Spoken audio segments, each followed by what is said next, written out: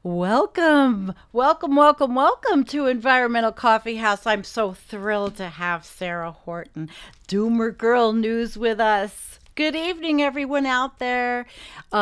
Good evening to our wonderful moderators, Kim, and I don't know if Jean's here. Just getting a couple of little things set up here, and then we will start. All right, let me see who's here as our moderators. Well, Kim, so far you're here. Brett's here, I think. Welcome, welcome, Sara. I am so thrilled to have you with us. Welcome. Hi. Hi. Doomer Girl News. I should have had her headline up here. I didn't put it up. Man, I'm really slacking, Sara. So, everybody, we're going to write Doomer Girl News and pin it. Anyway, so Sara, tell us, like I always ask, I say to everybody, well, who are you? But I'm not going to put you on the spot. What I'm going to ask after I tell everybody how you have this wonderful Twitter feed, TwitX feed, as I call it, and you find very interesting information and you make these, you say something about it. You just don't stick it up there. Well, but how did you get from wherever you were, like we all were somewhere, right? To where you are now. And we like to get a little to know you a little bit. A Well, lot. I I was working retail and long story short, I really burned out and I was going through a lot of mental health issues during the time and I got burned out and I wasn't able to work. And for me, and like a lot of people, work is meaning in their lives. So Yes.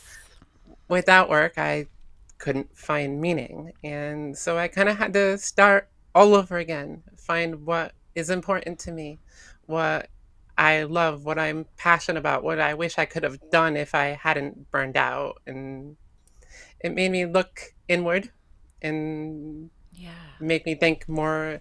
And like, I was very much into tech back then. And I walked away from that and wanted to find more about ecology and nature. Um, what concerned me was what I've heard from like Al Gore's Inconvenient Truth and the climate science around that. So I started dabbling in that. What can I do to help? Because I know there's an issue there. Hmm. But at the time, I felt that we were going to fix it technologically because I wasn't Yeah. aware. And so I began, you know, first I fell into the works of, I don't know if I can say his name, but Guy McPherson. Why can't you say Um, his name? I know sometimes A lot he of can be, people started at Nature Bats Last, even before it was Nature Bat Last. People started by listening to an ecologist who was a professor, talk Mhm, about these things. So say yep. away. And from there, shout out to Paul Beckwith and his videos. Mm-hmm. And I loved his videos because he would go through the studies. He would talk about them, how to read them, how to understand the science. Um, A very and from there, natural progression. yes. And then from there, I just started, reading the science myself and reading the stories and keeping up to the information. And it was alarming to say the least. And it started affecting my mental health again. And I realized this time, instead of it bringing me down, I needed an outlet. So my outlet became Twitter. And at first, I did this because I thought I was just going to be yelling into the void and nobody would listen. That at best I would get trolled. At worst nobody would ever see it. I Aw. kind of thought of it as just writing down memos and throwing it in the garbage can or something. And people started following me, and first it was like 50 and it was overwhelming, then it was a couple hundred, and it kept snowballing from there. And I like to thank each and every one of them has built my confidence up to where I can talk about it today, where I can say things about the news and have an opinion, whereas before I just kept my head down and worked and thought everything was going to be okay. Right. And Oh, yeah. I Sorry. I just realize now that that's not healthy for us. That we just can't have no work-life balance. And once we have that life balance, we realize that there's terrible things wrong with our systems and the world. And I think a good way that we need to address climate change is also to address ourselves and our mental health issues. I agree.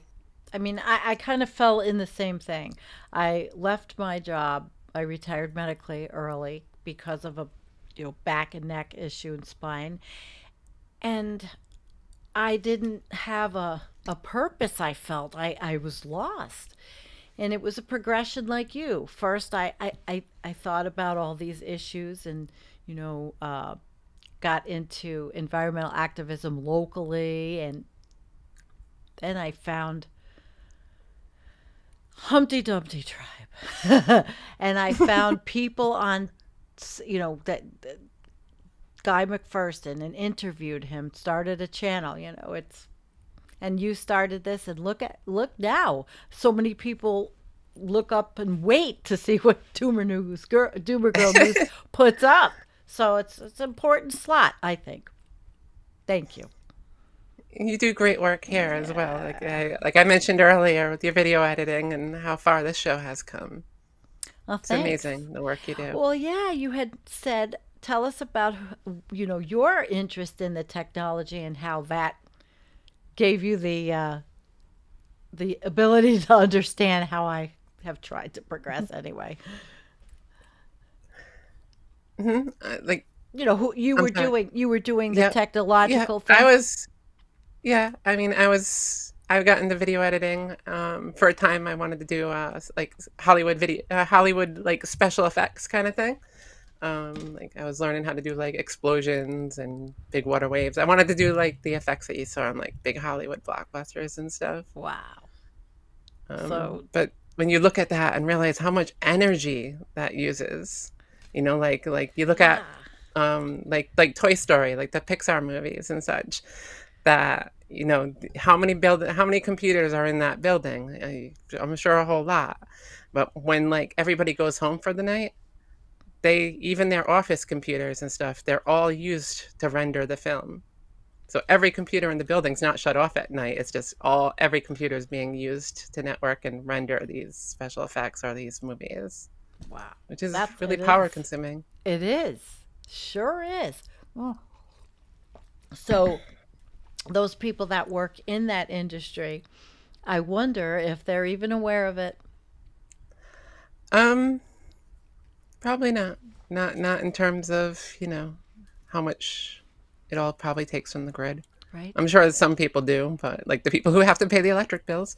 Yes, and those are the business people who would not Yeah. think about it in the way that we preface those thoughts. Now, I know also at the university the computers stayed on. We never shut them Yep. off. The whole network stayed on all night long, until we came back the next day. Nothing ever got shut off. Oh, I'm sure there were some power saving measures, but I just think it's interesting. And then you segued from that interest. How did that actually you change? You wanted to learn, and then you found the doomosphere. But there's Yes. more, I'm sure, in between. Um, well, there was a lot of mental health work. I'm not afraid to talk about it. Okay. I had PTSD and I still have PTSD and anxiety.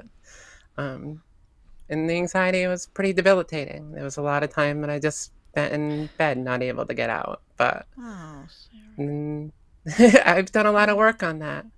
And now that I am healthy enough, I'm turning and looking back at our communities and realizing we have a lot of issues with mental health, that we are our communities are so stressed that Yeah. this compounding stress is harming us in ways that I don't think other climate scientists who aren't in like psychology notice. And my biggest fear is intergenerational trauma, that we are so we're going to be at the point where there's disaster after disaster after disaster. And we're just going to leave people to pretty much cope. And we're not realizing that people are being traumatized by what they're seeing, not just in their own backyards if they're part of disasters, but also people watching the disasters. The term has been coined eco anxiety. Mm-hmm. That people are seeing what's happening and they're not seeing any change, meaningful change happening in their communities to address it. And so our young are becoming very anxious Yeah, in with this. nowhere to turn. Exactly, and it's affecting them in different ways. Like I saw an article here on the conversation about how young people are having issues making even phone calls. They get so much anxiety about just making a phone call Really? that in some schools they're actually training them how to make phone calls. But this is where we're at. We have a populace that is, working 2 or 3 jobs, having to juggle their lives while trying to raise kids. Um, I know we don't exactly talk about the right in any bright light at all, but one thing I do say is that they have this focus on believing that having a traditional family is going to fix all the problems.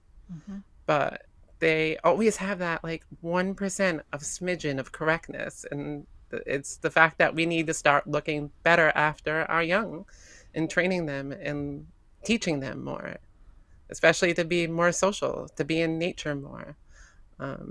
We've There's been studies showing that children who spend more time outdoors and in nature have better mental health outcomes.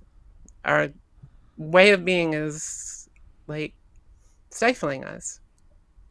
Yeah. And Yeah, but do you so, think that putting Bibles back in the school and the Ten Commandments is the way? no, No, no, it's not. no. No, they're using the opportunity. Like I said, there's always a smidgen of truth. People can turn around and go, "Oh, maybe they're right." Because yes, I'm noticing that it's hard to raise our families and it's becoming more difficult. So they look for people who have the answers, and that has been the answer that some people have looked to. But Mm-hmm. it's not going to fix the problem. What needs to fix the problem is that we need to have healthier lifestyles. We need to look out I for each other more. Yeah, there's so much anger and ugliness. Yes. Yes, there is. And that comes from a place of being hurt. That comes from a place of a lot of stress. And my fear and others who came before me that have studied overshoot, like Dr. Calhoun, Mm, had worried that this aspect would lead to children not gaining the skills that they need to learn socially, to be a social animal, to be a human being that we are. We are a social animal.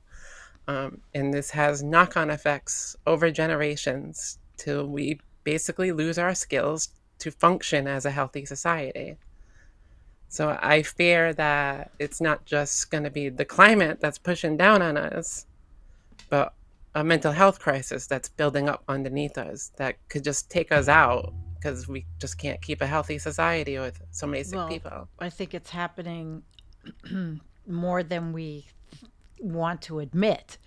I mean, we're seeing the dysfunction in communities in every kind of way. Every community Hmm. seems to have dysfunction. I don't know about my Amish neighbors because I'd never know if they had dysfunction around here. But so your experience in life with the anxiety and all, and then it was almost concurrent to finding the science. Well, how did you cope? Because you had a double whammy. Yeah. um, I bogged down my friendships. I couldn't stop talking about it. I felt it Okay. was really important, and it became something that I really focused on as and didn't live life. I just wanted to shut in. I wanted to read more. I wanted to learn more. And I just wanted to tell as many people as I could. But not everybody's going to listen. And Oh eventually, yeah. the people that did, all I ever talked about was doom and gloom. So I just needed, like I said, I needed to find an outlet, and I am so happy that this turned out the way that it did. I really am. I Yeah, thank me every too. single one of you that follow me. And we're happy to have you here, to get to meet you and see the girl behind Doomer Girl News, since girl is in you're Yep. doing it for us. So thanks. Thank Yeah, you. it was like a nickname that I had with one of my friends was Duma Girl, so I just took it and ran with it. It's cute. It fits and it's catchy. So, and you do help us too. Thanks. All right? There. It's reciprocal. I mean, this is a small community. And as I notice, I look in other communities, they might be the big political talkers. The online community specifically. I'm not talking about what's going on here, but the online communities, it may be that there's a lot of big communities in different genres, but I find this particular community of people that are enlightened and scientifically oriented and understand overshoot and collapse to be so much more comforting and welcoming most of the time. Yes, that is definitely true. Definitely true. Do you feel like you Um, found a home? I do. I do. Definitely, definitely. That's why I do this almost every single day. Sometimes I take a mental health break for a day or two, but I always feel obligated to come back because of the community. Do you get outside where you are? Yes. Yeah, Yes, I do. I try to go out for a walk every single day. good, because you live in a city environment. I do, but there's plenty of nature to be seen in Yeah. the city environment. I stopped and watched bees in a bush for about 3 or 4 minutes today. I don't know, I just love watching the bees, and they were just found this flower bush, and they were just all in the flowers, all rolling around. There must have been about, I wanna say about 10 of them. It's like the most I've seen bees in a while, so I Now, had to isn't stop that and look. great? How the It simplest is. things that we might have taken for granted or never even paid attention to years ago, and all of a sudden they just give us such a special meaning and a feeling, and it's a good feeling. Yes. You make Yes. those are big things now because we know the bigger picture. So when we see bees and we know how epic it is. Right. It's given me a newfound appreciation of life and what's important to us and what we should focus on as a society and as individuals. What should Um, we focus on in this as a society? Having more of a life. I know people are like, oh my God, I work so much that, I can't do such a thing, but Right. we need to figure this out as a society, how to have more nature time, have more us times to figure out who we are and what we love. We are Yeah. in this like vicious cycle of hate that seems to be happening where everybody is just miserable all the time and they just want to have something they hate because that helps them with their misery rather than what we should be doing, which is focusing on ourselves, focusing on learning new skills, especially like social skills, learning how to be healthy, eat healthy. Like we talk about all the time on what we can do to help the climate. Mm-hmm. And the simplest answer, which seems to get the most pushback in some circles, is going plant-based to eat, or at least eat a lot less meat. Right. I mean, No if we could, factory farm meat. right. Right. And by eating less meat and less dairy, it makes a huge improvement, not just to the environment, the animals, so thank you, but also to our health. Like serotonin receptors, they're important for our brain regulation. And, I believe they deal with dopamine. I could be wrong. I'm not really familiar on the mechanics of it The all. SSRIs. Mm-hmm. But a lot of people don't realize that we have way more of those receptors in our gut. Yes, we Our do. We gut do, our gut actually. is like our second brain, and so we need to take care of that as much as we take care of our actual brain. Are there any influencers online that you've learned from? whole bunch. Because I did um, too about nutrition. That's the one good thing. YouTube, you really have such a cadre of good stuff when you find the yes, right stuff. yes, the answers are out there. I always post stuff when I see on healthy eating and healthy choices. We see on Twitter that carnivore diet thing that's going around. Like, that's so Oh, dangerous for I know. people. Carnivore is crazy. But It's, I mean, it's for some people, you lose a lot of weight. I mean, I had been on keto, but I don't use products. I live in a farming community, and if I eat eggs, mhm, it's from my neighbor across the street. She brings me a dozen eggs, but I don't mhm, use creamer anymore. I've changed a lot too, but that's for my health, mhm. first, and it Right. has to be. And also, I think it's a better thing for. I think it's better for brain health.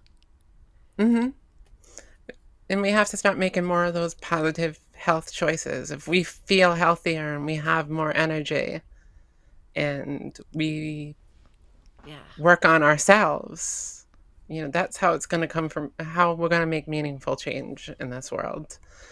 Um, I think all these things you're talking about also will help with any impending collapse. I mean, we see all the different communities that are in collapse situations.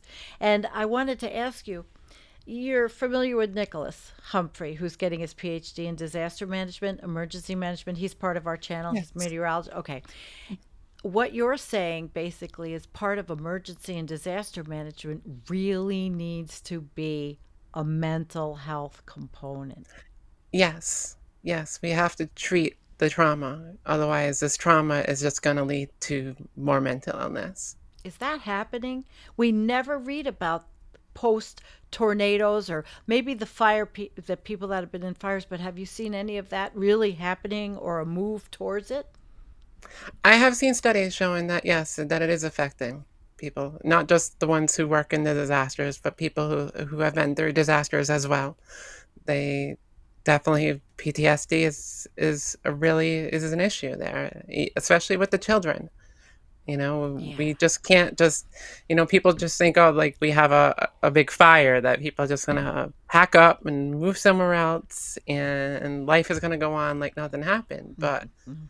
no, it leaves scars, and we don't like to talk about that, but it does, and we have to start treating communities that have been through trauma better than just sending in water and, I guess, hoping for the best. Right. FEMA trailers, but But mental health facilities right there. And I don't know if right, that's happening actually. I mean, I don't see it, and you're right. It's not even out in the media that much. Like, okay, tornado hit a place, and they always talk about, like you said, the food and the water, but they never talk about, okay, the trauma team is here.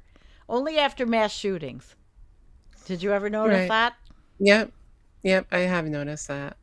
Um, but not just, you know, facilities for after a disaster. We need to start training people before a disaster, how to manage themselves in a disaster, because it's a way that we can save lives, teaching people to be more calm, to listen, to be able to sit with somebody that's been through trauma. We need more of that. We need more love, I guess you could say. Um, Let me see something.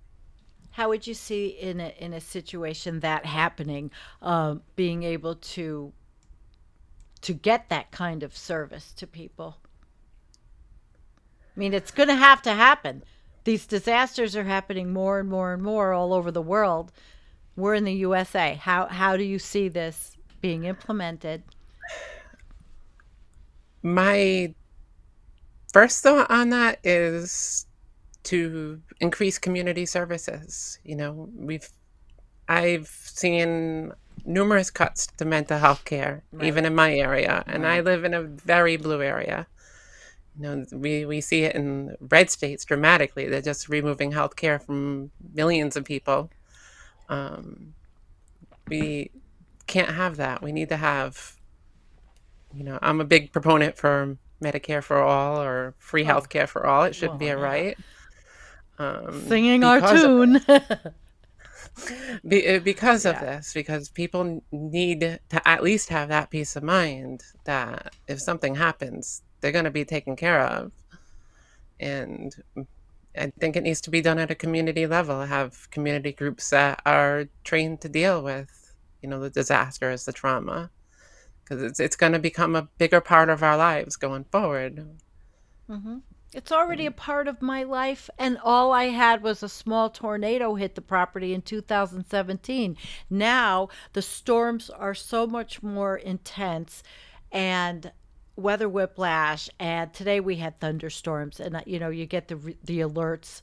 I get it, and Hmm. I don't have anybody to talk to about it because there's nobody that really understands it around. I mean, that understands the fear of every time there's a thunderstorm. I know that the bigger picture, it's not just a thunderstorm like it used to be. Right. Nothing's like it used to be. I mean, and I'm older, so I've had decades of different weather. Yeah, even here where I live in Rhode Island, we have tornado watches and tornado warnings. Which you This didn't like have. yearly or multiple times a Hmm. year. Back when I was younger, every few years something might come up, but it Right, wasn't every year and it wasn't multiple times a year. right. And that's happening. And it happens to me every freaking time. It's been now 2 months of worrying about, I've lost two trees on the property already. Everything's being coming down, getting destroyed. The trees are dying. It is, but there is no place for me to go. If I choose to go to a therapist, there is no therapist that's trained to help with climate grief. You have to find it online or provide it like I do with Carolyn Baker, and then bring on, the babes of collapse. But the whole thing is, you are spot on. It's a big chasm of not available. Right. So in that drought of not being able to get that assistance, we need to focus and notice it now within ourselves. And that's why Um, we're here. the biggest thing we can do is action when it comes to climate grief. Anxiety calls us to action.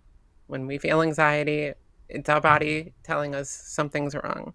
Mm. And the problem we have today is that the anxieties we have are problems that are biblical in scale.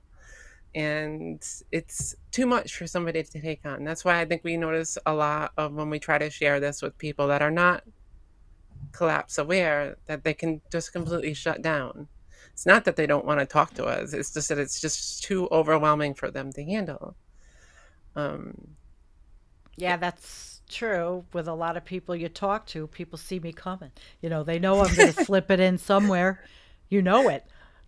They know it. yeah. But I don't do it Hmm. in a way where I say, oh, we're fucked. I talk to them and I say, so the growing cycle this year, let's talk about how our gardens are doing, and then look at the bigger problems that might be involved. Yep. You Yep. have to hit them where there's commonality, and not hit Yes. them in a place that they're going to turn off, glaze off, and think you're a nut.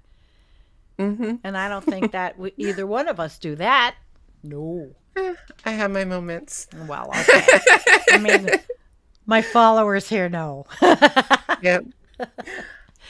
Oh my gosh, Sarah. So yeah, we certainly need to make action in our own lives with this emptiness feeling that we have, this anxiety, and not being able to act because our leaders aren't doing what's needed. And we need to make those changes in our lives to prepare ourselves. We can't lie in bed all day and believe, oh, the disasters are coming. So I shouldn't do nothing, that I'm just a body waiting here for the end Right. of whenever. We can't live like that. It's just going to make us more sick and more shut in. We have to start thinking about the changes that we can make, changes in our own lives, our own behaviors, living a more full life with more love and gratitude, appreciating, like we spoke earlier, the bees. Um, I, I have baby birds out on my balcony now. They make a nest there every year because we just don't touch it.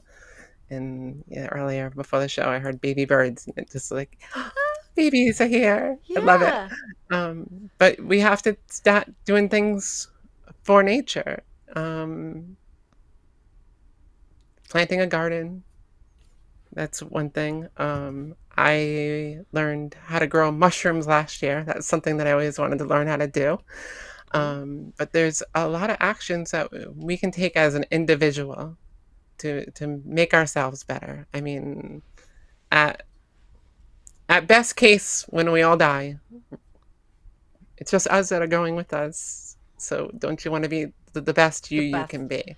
Yeah. How do we start So, that in in the school systems in this country that are, I mean, we are in a terrible situation with what kids are consuming and learning. I mean, oh yeah. is it somehow, how do you get them off the video games and outside? How do you get society besides organized competitive sports? How do you get society to change? I mean, what movement is created?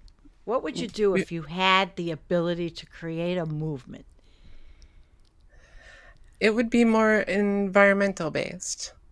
Making changes, like I said, cutting down or giving up meat altogether, prioritizing mental health, In prioritizing, schools. In schools. yes, Okay. yeah, I believe mental health needs to be spoken Absolutely. younger. You know, children need to understand that these feelings that they have of anxiety, depression, being overwhelmed isn't so much their issue. It's because of the environment that we're raising them in. We need to make them more resilient. And part of that is actually discussing and giving a name to the things that they're feeling so that Yes. they can work through it. Because they're smarter than we give them credit for. Give it a name. Right. And what would we give it a name? I mean, is this, it's the modern age, I mean, the 2024 modern age anxiety. What would you call what we're living through in terms of what we've just been talking about for Um, a model program? I don't know. I just consider it collapse anxiety. But for a name for a program, sorry, I don't can't think of one offhand. Oh, you don't have to. I'm not putting you on it. I'm just looking at, okay, Singing Ways coming on, and she said, Karen has been a guest. My movement would be redesign civilization so that Bach and Monet would still exist. Yes, Yeah, yes, I agree. We've removed art and music classes out of school, and that's been a tragedy because that's gave children a chance to find more than just who am I going to be, where am I going to work when I get out of school. and We Jean, can't point at yeah, kids and go, you're going to be your career, and that's who you are. yeah, that's a big It's- problem. we need to help them grow as individuals, let them make their own decisions, not get them tied to a rat race that is going to lead to our collapse. Well, yeah, already is. But Jean is a teacher, and she's a with us on this channel. I think children today are really open about talking about mental health much more now than when I was a child. And Jean, I know, is in her 30s, so that's like recent, but much more. So that's great. Thank you, Jean. It is great. They're also they see it more in their peers than when we saw it when we were young and in school. I mean, look at the things they need to put up, that they need to cope with. Oh my You God, know, it's a the gun world of issue alone difference. is like we never had. My parents had duck and cover, but they didn't have anything like this either. It's crazy. It's crazy that we're just gonna just put our fingers in our ears and stop So now any the type of kids, gun control. now the kids get active shooter training. How fucked up is Yeah, that?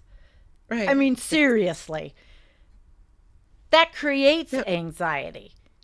So yep, and then they have active shooter training, and then they go home and a tornado hits their house because they live in Oklahoma. yep. So they're under constant stress all the time. Wow. So, and when you're under a constant stress, you have an inability to learn new skills. You're stunted. You can't get outside of your own head because you're shut down. And that's the last thing that we need to have is Right. an entire, we have the millennials, which showed that they were having, mental health issues. And now we see Gen Z having even more mental health issues. This is going to compound. And so Generation Alpha, are they going to be even much worse? And when they become parents, how much are they going to push the stress down onto their children? And it's going And to be a lot worse, for the I mean, having kids now is kind of crazy, but you're never going to stop the human condition, so seeing that people are still going to have children, it is way important to do those things that you're talking about, to implement these programs. Do you think, and here's a question about, do you think a lot of this coping can be done organically without medication? Because everything is yes, very quick right now, but the medications are going to run out. We're going to have a collapse, and there won't be access to medication for these young people that are started so early. What are your thoughts on that? yes, I think that in some cases medication is going to be needed, but I don't feel as though I feel as though there's a big push to push medication on people. I could get into about pharmaceutical companies, but I mean, just in general, there's this push that it's much easier to put somebody on a pill than it is for the years of therapy needed to help the person work through their issues. Um, you see a lot of positive, I dare say, hope coming out of psychedelics and like ketamine. Um, I haven't had a chance to really read through the study, but I had seen a story at the beginning of the week showing how very low doses of ketamine can really help with depression with zero of the psychedelics. Like you take this pill and think that you're going to get high off of ketamine. You're not going to. You're not going to feel anything. Is it But it also is used really, for pain? Is it also used for pain, I Katie? believe Okay. so. I believe so. Um, but it's has really, really works well on depression. Same with psychedelics. I'm not going to tell anybody to do that without, it needs to be done in a medical establishment. But I myself have used psychedelics to deal with my depression last summer, and it helped me greatly. It helped me greatly. Good. I Yeah, I say it helped me really learn what love feels like for the first time in my life. It Wow. was an amazing experience. And it was medically supervised? No, no, No. that's why I'm not telling Okay. anybody to go do that. Okay, I gotcha. I Because I mean, I I grew up tripping at every concert I ever went to. Mhm. LSD, mescaline, I did it all, and my brain was probably damaged by those, who knows, by the time I was 18. Very young doing those things, but we all did back then. Yeah, yeah.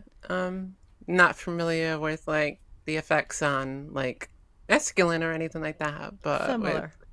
the psychedelics and the low dose ketamine seems to do wonders without actual any long-term side effects or any short-term, unless you want to just, talk about seeing some colors. Um, but it Tony, needs to be. oh, sorry. I just want to, Tony says self I medicating is very dangerous, and oftentimes young people get caught up in that. I don't think we're yeah, advocating for, no, self medication like that. No, not at all, no, Tony. no, no. I will add that I did a lot of research and grew my own. But yeah, you just can't just grab a handful of mushrooms, eat the mushrooms, and think that's going to fix your problems. It's not going to fix your Right. problems. Right. You need, yeah. So, and you never want to do such a thing alone. Like this was something that I planned out with a friend and something that I did.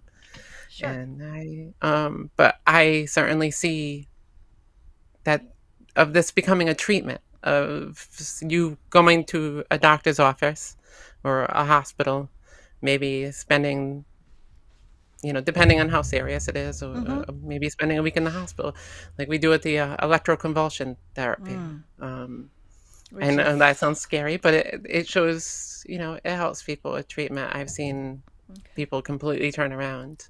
Wow. Um, but this could be far less invasive, and you just go to the office and you have yourself, they give you a cup of tea that has a psilocybin in it, and you put headphones on, you listen to relaxing music, and it's a whole guided thing.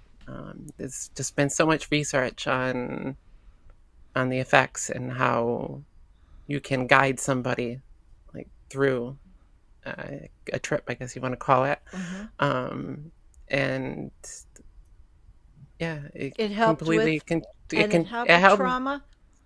Yes, it can help with trauma. But definitely depression. Wow. Definitely. Wow. It just That's yeah. a great It thing. That I had a friend that did a guided treated treatment with ketamine. So that's why I was mhm, asking because she really got a lot out of it and she talked about it yeah. all through how when she was being treated, and it wasn't like big pharma shoving all the shit or the doctor just writing something and saying go home and do this. These are hands-on methods, you know. Yeah. And I'm sure It there's a lot of research, right? yes, with psychedelics especially. The effect is basically I've heard it basically put like it switches a molecule of like serotonin to the molecule of psilocybin, and that connects to your serotonin receptor even stronger than the serotonin sticks to it. Okay. And it has the effect of changing the wiring of your brain so that instead of using like you have a central control area of your brain where like it's kind of like the operator where everything's all wired into. What it does is it slows down that, and your brain rewires itself and can talk to other parts of your brain Wow. without needing that control settings. Very And what interesting. that does is like shakes your brain up like a snow globe and allows you to think in ways that you may not have thought because you were in a rut. You had Right. no other way to see a way out. So what happens is it shakes things up, and then all of a sudden, like you just have this aha moment, and things make more sense, and then you can get yourself out of that hole. Timothy Leary knew something back then. Dr. Timothy Leary was they were doing a lot of this in the 60s, even the late 50s and the 60s. But then it became where, tune in, but what is it? Tune in, Yes, tune in, tune out. tune out, Well, and yeah, yeah, I don't remember because I'm not that old. But I just but that it was, and then it stopped. It stopped, and so many, and that's when all of the serotonin reuptake medications were developed, and the hmm dopamine medications and things and the norepinephrine things that all did something different according to the psychiatrists that studied and the medical people. But maybe we had the answer all along. yeah, yeah. It's sad that some institutions didn't really do things by the book, and that some people were harmed by it, and that's why it is Right. important that it be done in a medical setting. Yeah, controlled. Mm-hmm. I Hmm. get you. Now, I had Devon said, we actually don't know how LSD and psychedelics work in the brain, but we just know they do.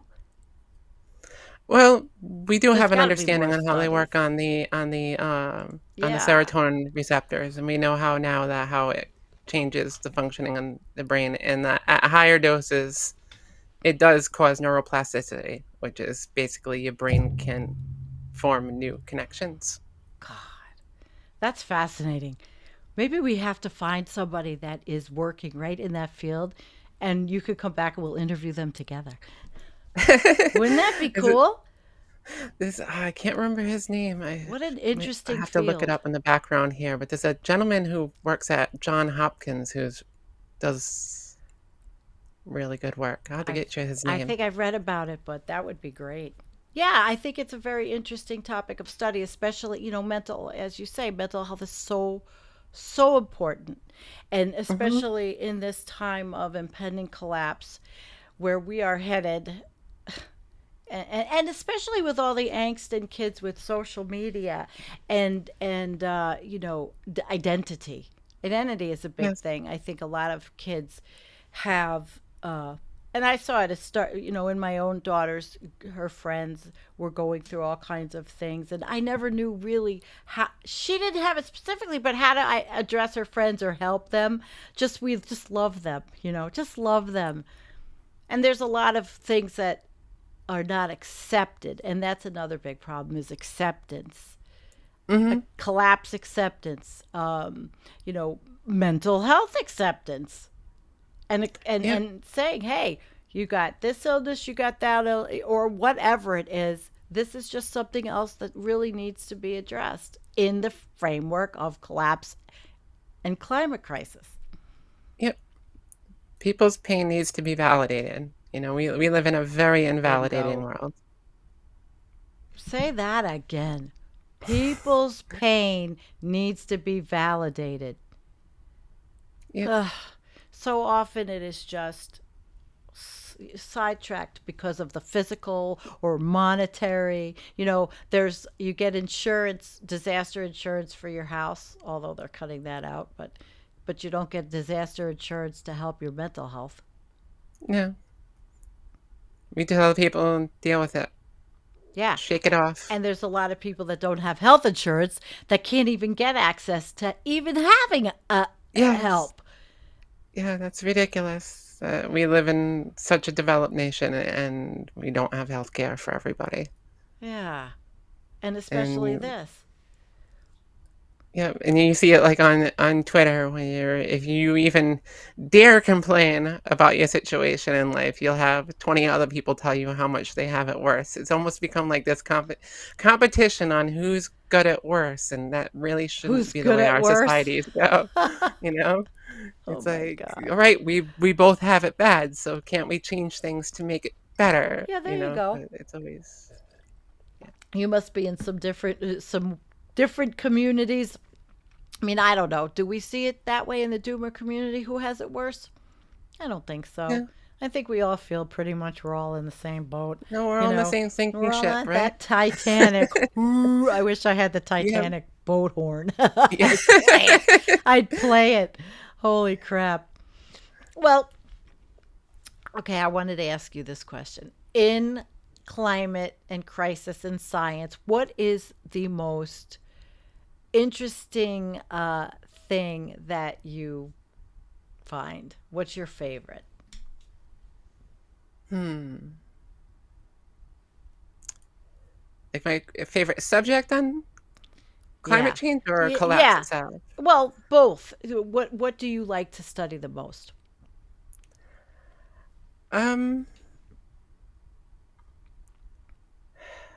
it's a tough one. Definitely in between the ice caps Ah, and the mental health. Those two are definitely the biggest because I feel once we lose the Arctic ice, then it's gonna be a very slippery slope from there. It's all downhill, yeah. and we need to be ready before that happens because as Paul Beckwith said, the center of cold will be in Greenland, no longer at the North Pole, and that could affect, the way the whole weather works on the planet. And Yeah. Well, um, notice the I see background the North. graphic that I put Yep. up. It's the Hmm. Arctic.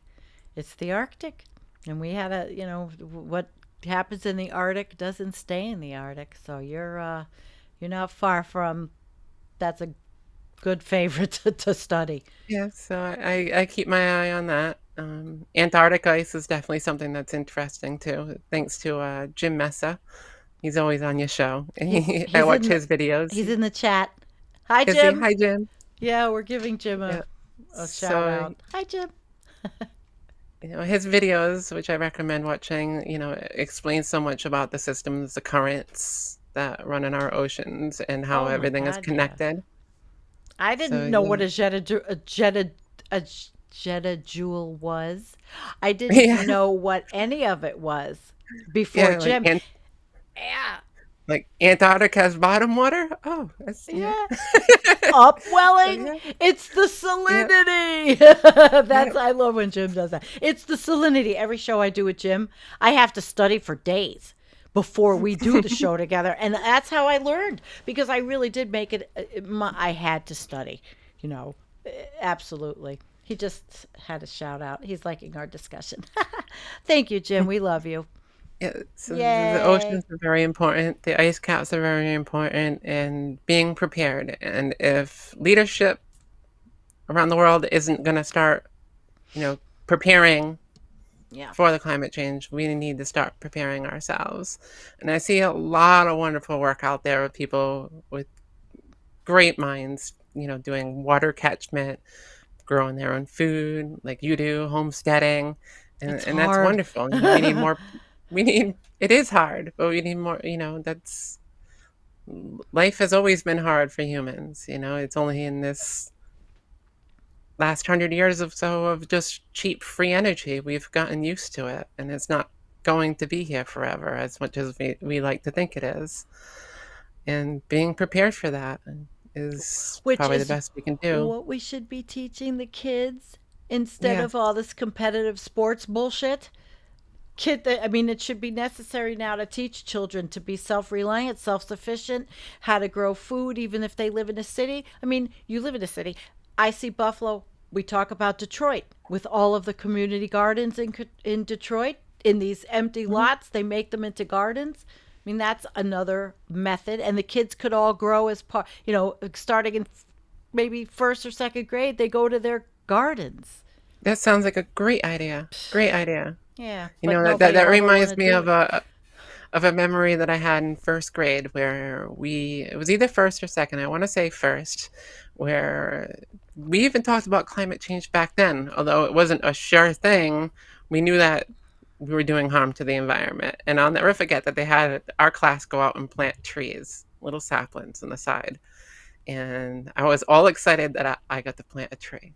And I remember my sister was a few years older than me, and I remember because the school was in our neighborhood, taking her to the area where we had planted trees because I want to show her tree that I had planted, and it was gone because of the whole thing was just show these kids how to plant a tree and then we move on. Like there was no actual meaning behind it. Like the tree was, and that's I feel like we have to give kids something more concrete than just going through the motions of, oh, look here, this is you're going to plant a tree and that's the last we ever talk Right. about ecology to Yeah, there you kids. go. It has to be something that's year on year that builds on it. If we want to have children that conserve our environment and conserve energy, we have to teach them how important these things are. I want to put up a couple of a couple of comments because we're at that time and we're an interactive Okay. show. I mean, we always do. Yep. Donald, hi Donald Hun. Uh, being prepared. See this makes me think that now we should understand why the rich feel more secure, right? Because have more resources to prepare and Hmm. it all comes down to money. And Donald always brings up these great points. How do you respond? I agree. They also get better education, so they're more prepared. They You think rich kids are actually getting a preparation in disaster management or how to help your I don't know, not yet. no, Mm-mm. no. I think they're getting more prepared on how to do things in life better than kids. So how to Aha. manage their issues, their anxieties. They I guess you could say they get a more well-rounded education with music and art and things that poorer kids don't get. No, lacking. And then people wonder why there's behavioral issues. Hmm. Instead, you give children those kinds of beautiful experiences, and you won't have behavioral problems. Right. Yeah, I know. Discipline and the negative reinforcement I never thought was anything that had it And that paddling students and all that bullshit. Let me tell you, I think that if you have a patriarchal religious upcoming in these schools, they're going to put that in. They're going to probably reinstate corporal punishment. I wouldn't put it past Oh yeah. this mindset of people. Yep, they want to just they want it, just like before, where they plaster over everything and it's just a facade that everything is perfect.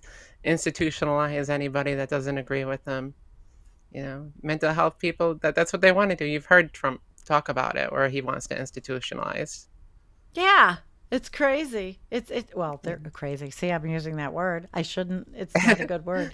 All right, Chaz, the answer is to stop sending 20-year-olds to violent high-tech wars and overwhelming ourselves with social media and soon AI friends to replace real human interrelationships. Got a Yeah. point there, old Chaz, who I talk to like every day online. Online. It's an interpersonal online relationship. But he's a very interesting fellow. And he's completely right about wars. Violent high tech wars, he says. Yeah. I mean, really break that down. Do you think Yeah. we're overwhelmed with social media? Even though we're both on Yes. social media? Yes. Yes. Absolutely. Absolutely. Um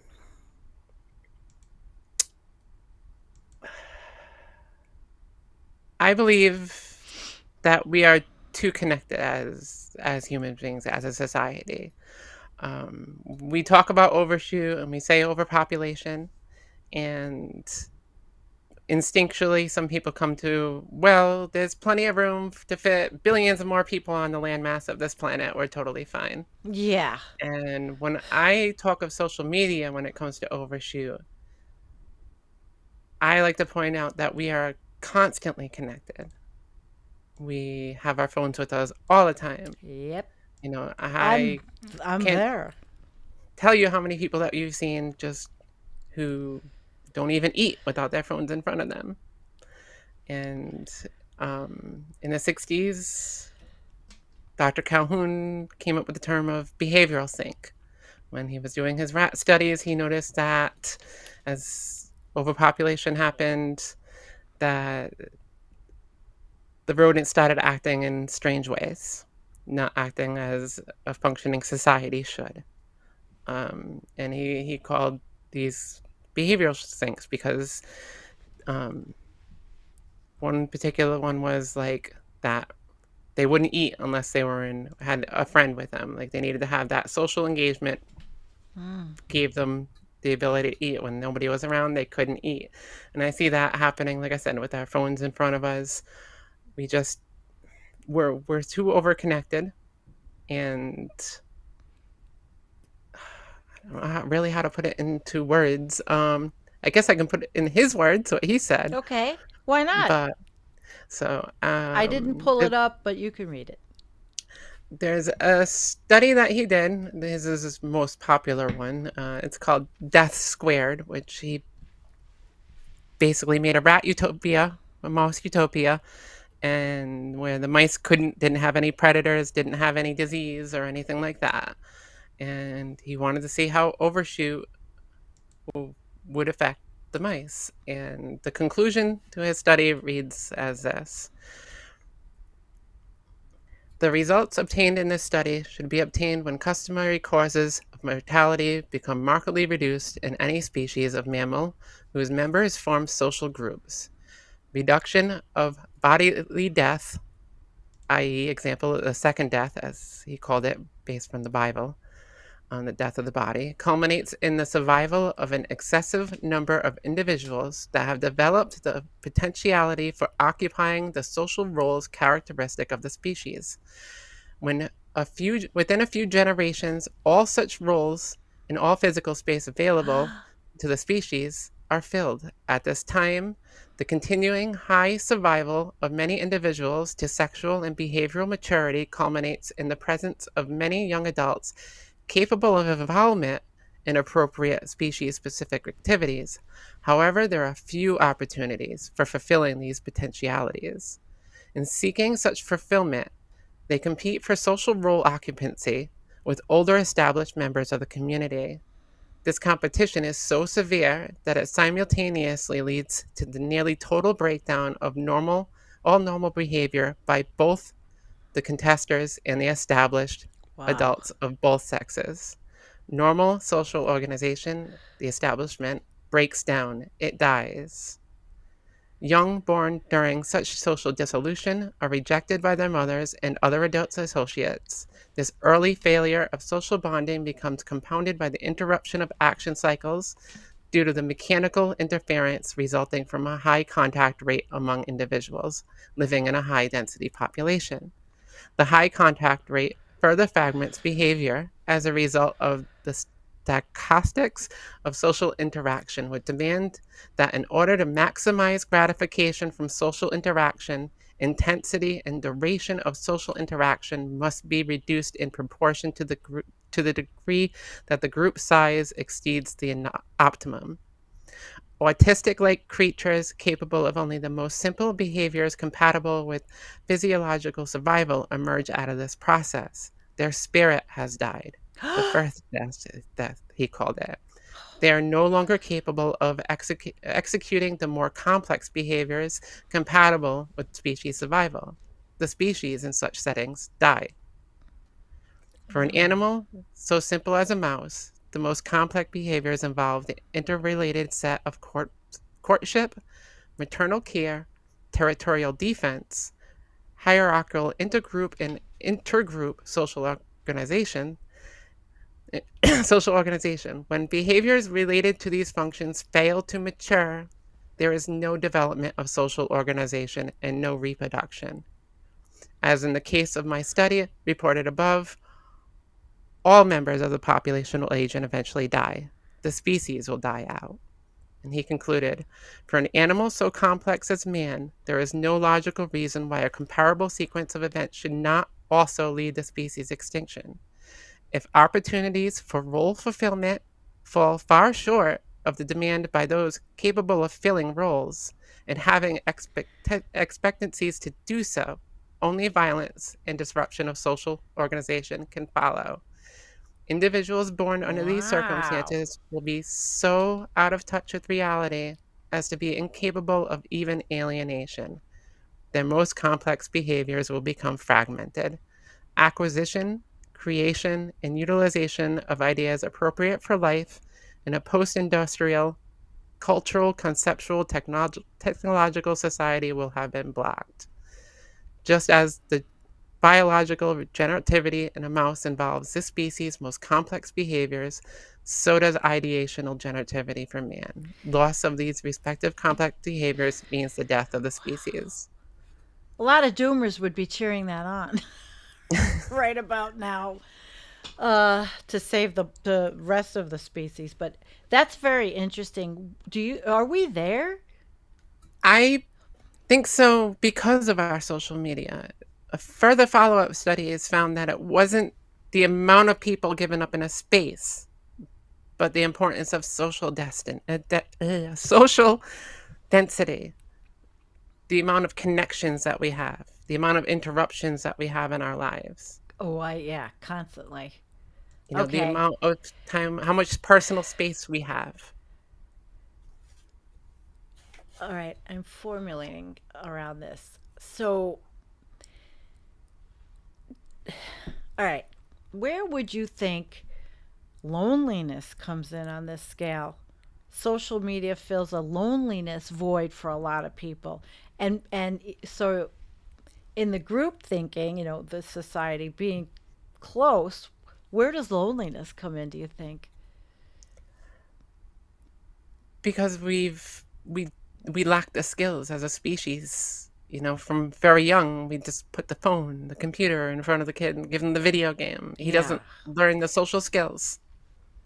And then because of this culture that we have where mental illness is stigmatized and it's super competitive, you know, it just becomes either too much for children and they shut down. And we see that with, some of the high functioning autism.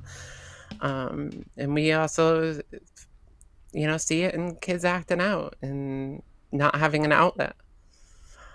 Um, I Well, definitely think that's that we are overconnected as a species, especially in, modern developed countries. And it's Hmm. leading to this social disorder. I think that's a Um, good point. Is the social disorder. you know, he Calhoun saw a lot of the familiarities, like, we're talking about mice, so they're not exactly, a direct analog to people, Of course. but It's interesting to note, and that's a lot of, a lot of studies are done using mice. I mean, but did he ever get a cohort of humans to ever do any kind of, maybe not, quantitative, but more like, questionnaring? Did he work with people? Did he analyze I'm data? not familiar with that. All right. Well, I just wondered if he took But it further and well, did. other scientists have, and that's where Yeah. they came up with this the social density thing. That it's not just, we can live in, these big high rises or whatever, as long as there was space for the individual and the proper facilities to handle the people, rather than just lumping them in all together and like having five people share a house or something. There needs to be some, a lot of, we need to keep in mind people need to be mentally healthy, and that when we are overconnected, we are not able to be emotionally healthy. Too much overconnection. I have to check Hmm. myself constantly, all the time. Jim said, as someone who taught math for over 20 years, I saw the drastic decline in abilities and problem solving skills. High schools teach Hmm. math by having the students rely on calculators, which is just wrong. Yep. Thanks, Jim. Yeah. That's, You know, yeah. uh, Okay. we talk, we see a lot of this on social media, or, I'm a bit of a shut in, definitely. Others are as well. I Yeah, I am. talk, as an autistic person, I've met a lot of really great autistics on Twitter and on social media, and I've seen a lot of them that are very shut down in terms of not wanting to leave the house and such. Japan, they have their own problems with it. I can't remember the name off the top of my head, but yeah, people who just shut in. And like during this experiment, he found that there were mice that socially isolated, didn't do anything that would rile anything up society wise. They just cleaned themselves, they just ate, and they just kept to themselves. And so you see that parallel. You see the males who no longer had, because the older territorial males, the alpha males, Mm-hmm. they wouldn't die out, so they live longer. Well, now you have a whole bunch of young males who want to be territorial males, but they can't. So they became violent. They Mm. would end up in groups in the center of the cage, and they would just all huddle around each other, and then every now and then one would have an outburst and attack another male mouse, and the other male mice would never fight back. And then other times the male that was attacked would also attack. Like, you end up with these, what we see here now today, with the parallels with men just turning hyper aggressive because they have no outlet, they have no place, because the older generations we see, especially in government, are just not willing to give up their seats until Yeah, we're seeing they're that brain dead. in government. That's funny. Well, Yeah. yeah, they used to give up their seats when they were 40 or 45, but that's because they were dying then at Yeah. 45. Well, it's a very interesting concept, the behavior, and looking at the larger picture of society, and the dysfunction of this society. Because when you think back, where families would stick six kids in two rooms, three kids in a bed and all. I'm sure everything was relative. There was probably anxiety and problems back then, of course. Yes, Humans but have those kids always. could take off for the day and go play in the woods all day. Yeah, there you go. Which Um, we don't have now. Absolutely not. Kids are not allowed, at least in the United States, they're not allowed to. People, well, there's so much crime too. I mean, I watch these true crime shows. This is the first time I started watching them this year. I was not aware of how much shit is really horrible that goes on between humans constantly now. Why Yes. husbands killing wives mainly, but the kids killing the kids. I mean, it's insane. I don't Yeah, know if it it's is. always been that way. It's happened, but I feel like it's more frequent. Yeah, definitely, because the stressors are so different. You All know, right, the scary let's thing about his yeah, the go ahead. scary thing that I found about his study is that he took surviving rats from the study and tried to put them with other rats who hadn't gone through such things. Like, Uh, like reproductive females that were capable of reproduction, that were in that universe with other mice that were healthy, that were capable of reproduction, and they would not reproduce. Like, once I think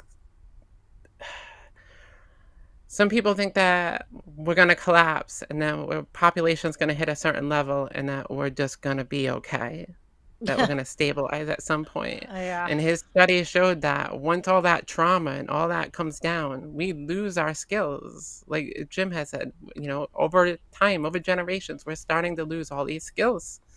And this is going to have a knock-on effect that we're not going to be able to rebuild because I get a feeling the humans after collapse aren't even going to won't even be recognizable. Wow. The people that are left, depending on what Yeah. collapse, which collapses are happening. Everything is now wrapped up around being online, whereas our real lives are passing us by before our Yep. eyes. It does happen that way. There's days that I just sit and I'm if I in a certain mode, even if I'm out in the garden, sometimes I'm looking at that phone and Twitter is addictive as hell. But yet I keep it small. I keep it small. You, Elliot, there's a small society on there, a small collective. It's not a lot of people. I don't very often doesn't get all intruded with a lot of garbage. You can do that on Twitter if you keep just looking at the same people and you know who you want to look at. You can Hmm. keep a lot of the bullshit out. But it is Yep. addicting. And I didn't have that addiction a few years ago. I was never even on Twitter. Yeah, I didn't do social media before this. I had a Facebook once for like family members. That was a long time ago. And when that whole 2016 election debacle happened, I just scorched earth and want nothing to do with Facebook. I kind of feel the same way with Elon Musk and Twitter, but We've I made a gained community. so much of having the voice and having the community that yeah, I don't want to leave that behind. Good. Don't I leave it feel I do behind. help people, and that's only thing that I want to do is help people live better lives. Nature trumps anxiety. It does. Yay! It It does. It does. does. And Jimmy, I know Jimmy, he's right though. We're in the midst of an incredible suicide epidemic, sorry to say. Hmm. It's terrible. We're in the midst of that in so many ways. I mean, collectively society is committing suicide by continuing to burn fossil fuels, which isn't going to stop. And what would be the end of that? Now there's the whole, discussion about aerosols and all. So, we're kind of fucked either which way. Yeah. Karen, kids can't even reach nature without being driven there. Oh Isn't my that sad? God.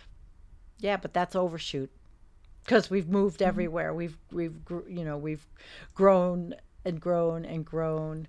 Yeah. Donald We says, forgot where we came from. yeah, it's the toxicity online that can make us bitter.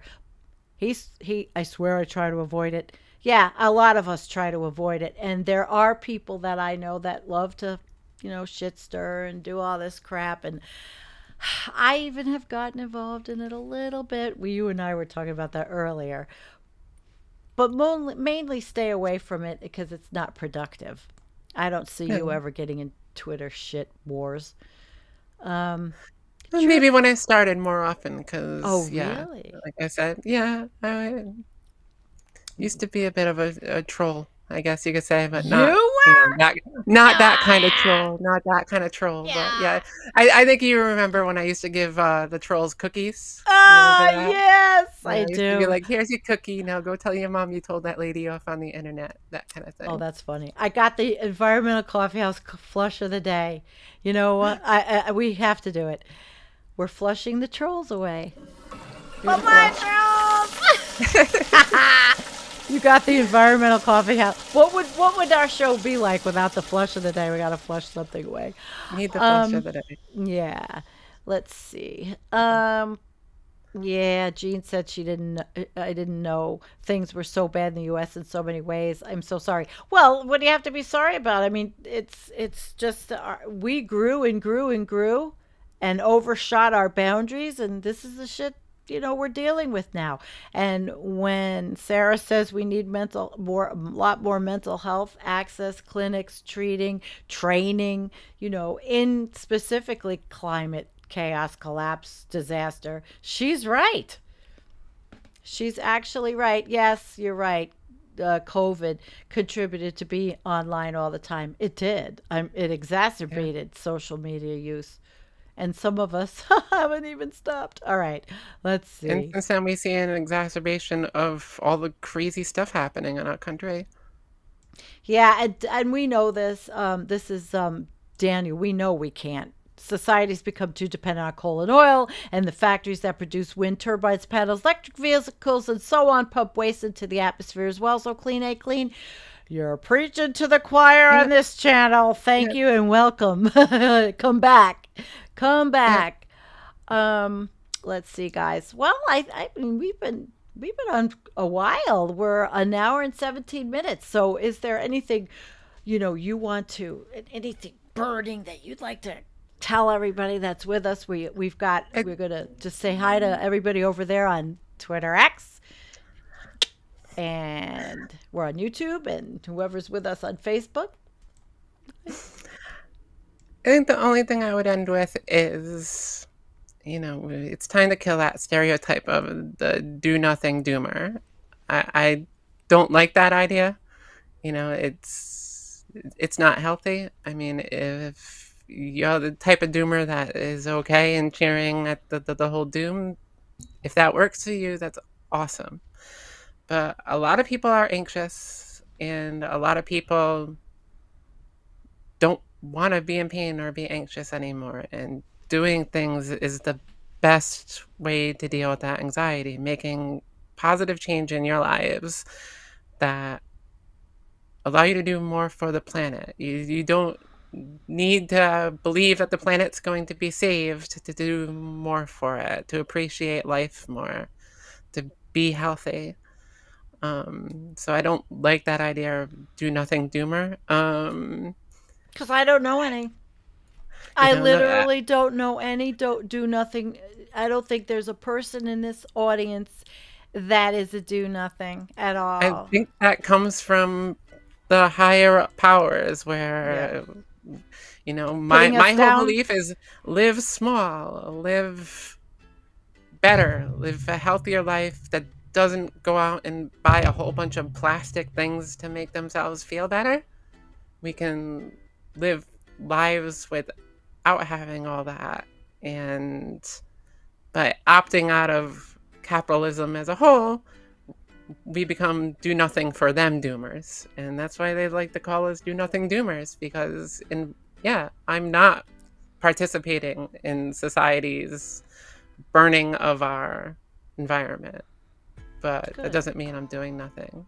Absolutely. You're not. You're doing a lot, and we really are happy that you are here with Thank us. you. And let me Thank see you. if there's any more comments that I could put up because I just love our chats, and you know that, And thank you, Looney Tunes, for being here. Also, um, your testes has a credit card worth of forever plastic. Yes, we know that. Hello, Kelly. Hello, Kelly. Nah, I've been doing nothing for years. You two may just drag me back. Hey, glad you came, Kelly. That's really good. And Jimmy, it's great to have you with us. And Anthony, I worry about you, Anthony. Unbiased thoughts. Just to be pedantic, doing nothing is doing something. Okay. How are you, Mr. Unbiased Thoughts? Yeah, this is I enjoyed this. I would love to have you back. So Thank you. give us the last bring up I always say the bring up the rear portion of say you end it. Okay. Well, Thank you, Sandy. Thank you, moderators. I assume Kim, and whoever else is moderating. Thank you for those who joined me tonight. You're all awesome. And Thank you, have a Chad. good night. I forgot to say thank you for the super chat. All right, guys. Good night, and I will see you on Tuesday night, and I'll bring back last week in collapse. And yeah, every 2 times a month I'm going to do that now. So good night, and thank you, Sarah. It was a pleasure. I think we all got a lot out of it, and it was great to Thank see you.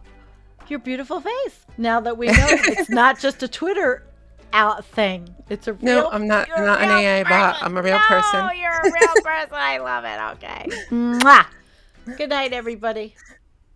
Good night. Thank Peace. you, Cynthia R. Wait a minute. Can't say thank you. I have to say thank you because that's really the Thank you. respectful, lovely thing. And thank you. All right, guys.